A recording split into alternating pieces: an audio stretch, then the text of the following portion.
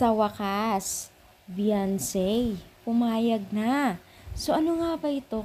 So bago natin ipagpatuloy ang ating pag-support today's video, kung bago ka pa lang sa aking channel, please subscribe, like, and pakit na rin po natin guys ang notification bell upang ma-update po tayo tuwing ako pinag-upload patungkol sa Team Kalingap.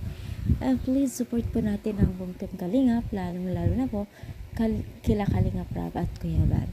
So sa wakas nga po ay sa pag-uusap po ni Kalingap Rab at Beyonce ay tila pumayag na po itong si Beyonce at nag-uuna po sa kung saan ipapatayo o patatayuan po ng bahay na lupa. So kung maalala po kasi natin nung time na naghahanap pa sila ng patatayuhan ng bahay nila Beyonce, tila nag-aalangan itong si Beyonce kasi parang malayo, gubaga, parang sanay po siya sa matao, no?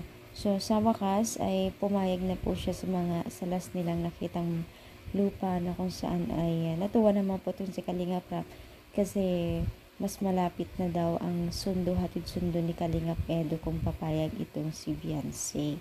Wow, sana all talagang itong si Kalingap Rab ay naiisip pa rin po niya ang pagiging isang love team o pagiging concern nila sa mga beneficiaries po nila, no?